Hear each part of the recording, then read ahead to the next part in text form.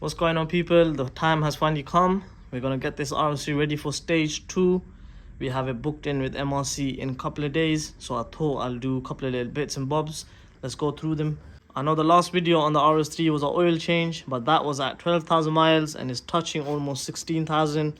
On tuned cars, I don't really like going more than 4,000 without an oil change, so we're gonna be carrying that out with the oil filter.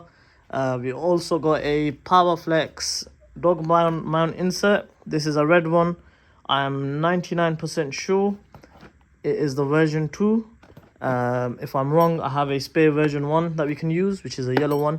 This is actually meant for the diesel models. Adding a dog bone mount stiffens up the engine, and that introduces vibration into the cabin. The red one, I've heard it's not as bad as the yellows, or I mean it's not really noticeable at all with the red one, so I thought I'll give it a try. It's a 4-wheel drive anyways, so traction is not really an issue on these. It's just you don't want it to be too sloppy. We've also got 8-8 NGK spark plugs. These are recommended for stage 2 tunes, especially by MRC. I'm not sure about other tuners. I've heard good things about these. I've used 8-9 on a stage 3 before. Those were good, so let's give these a try as well. We'll be fitting them. Alright guys, I got the car up in the air on jack stands. I've taken off the under tray. I'm not going to go into all of the details for the oil change. If you do want to see that, I've got a video already out there, so just go onto my channel and watch that.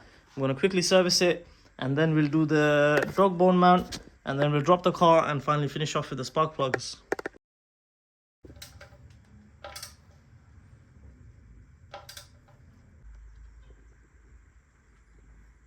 That's the oil service almost done. We just need to level the car out and top the oil up once it's run through the engine. We'll do that right at the end. So as I explained briefly, this just goes into the mount.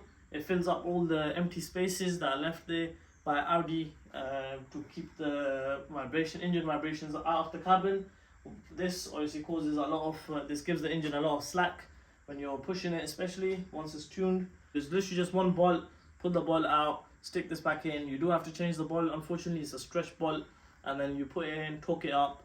The torque for that bolt is 100 Newton meters plus 90 degrees on the RS3, and I think it might be different on other MQB cars, so it's always worth checking. I've done this mod before and I can guarantee you it's one of the best mods, one of the most important mods you can do on a car, and it's so cheap as well. It's about £45.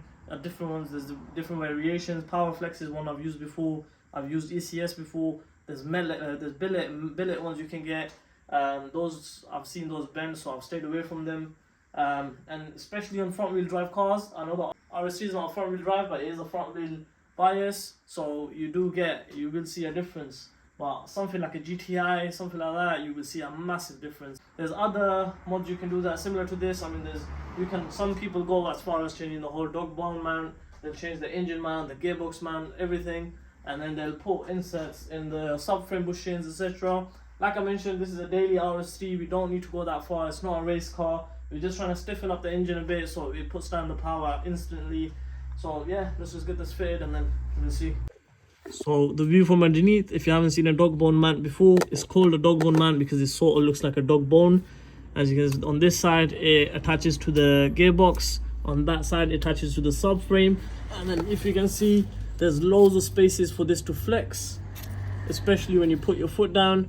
So what the dog bone mount insert does is just fills these spaces up, and that stops it from flexing, and that stops this from moving forward and backwards. A lot of people, like I mentioned, do change this whole dog bone mount.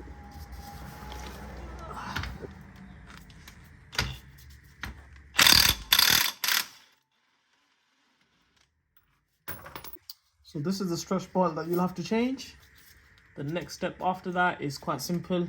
You simply just slide the dog bone mount insert in. Depending on what insert you're using, you probably have to grease it up anyways, but you also might have to hammer it in with like a soft mallet. So with the insert, you will get some grease as well, so that will help it slide into place. So you can squirt that all over the mount insert, just like this. And then you can use your hands or you can use a brush to spread it around. In this case, I will just use my hands.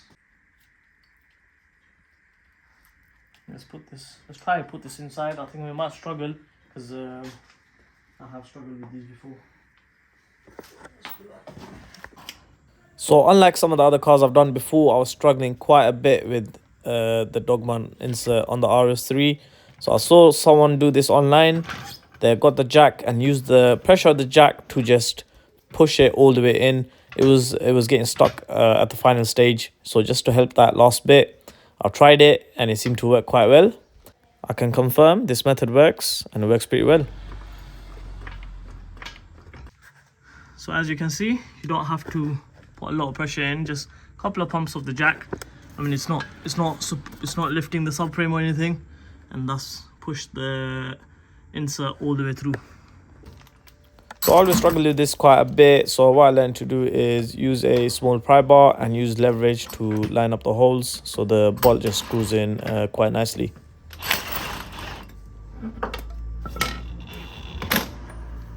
Well, this torque wrench set at 100 Newton meters. Let's see.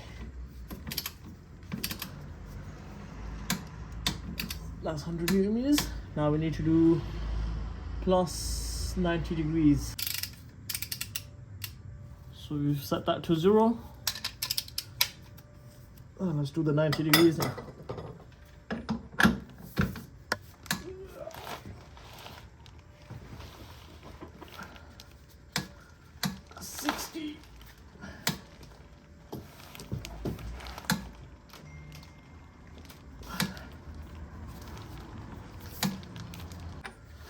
Alright, that's 90 degrees. Alright, that is the insert inserted. So now we're just going to put the under tray on and then drop the car. Then we'll carry on with the spark plugs.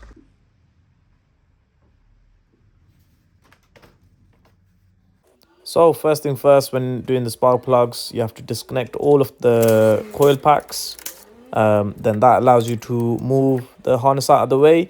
So you'll have to move the harness out of the way to pull out the coil packs. And of course, the spark plugs are underneath the coil packs. So let's get on to that now.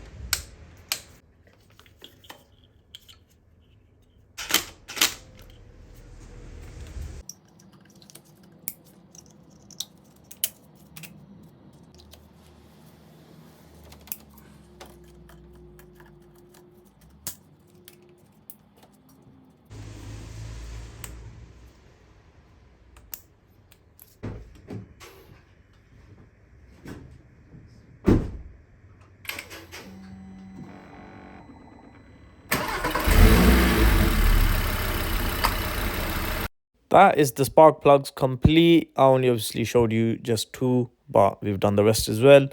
Now on to the next issue we need to fix before we can take this car for stage 2. So this is a quite common occurrence in the RS3 world.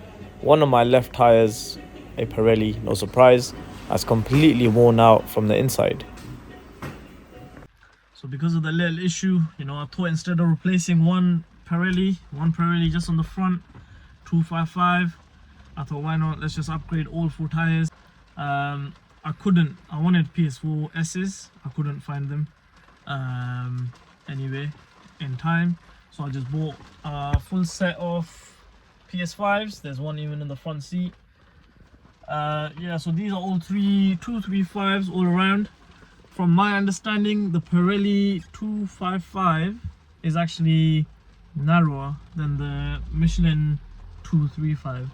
So yeah, so it shouldn't really matter. A lot of people have done the square setup on these cars before without any issues.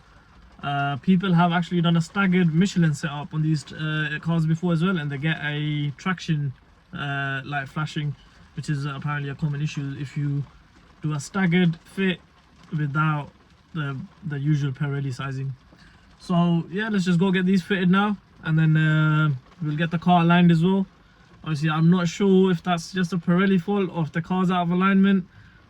I don't know, because you know what I mean. It's if it was out of alignment, it probably would have been both of the wheels, both of the tires. So yeah, we'll find out. Let's see what the alignment says. A lot of people are saying the Pirellis don't really last more than 10,000 on the front anyways. So yeah, let's go put that on.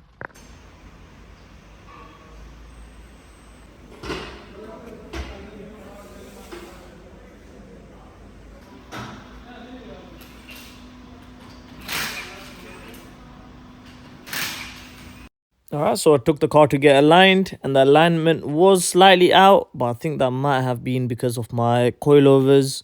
I think the issue was more of a Pirelli issue. Almost every RS3 owner has been hit with this inside rear issue, especially on the passenger side. So I'm confident it was on the alignment. So yeah, thank you for watching this video, and next time I'll see you, we'll turn this car into an absolute weapon. So don't forget to like, subscribe and share, and I'll see you guys in the next one.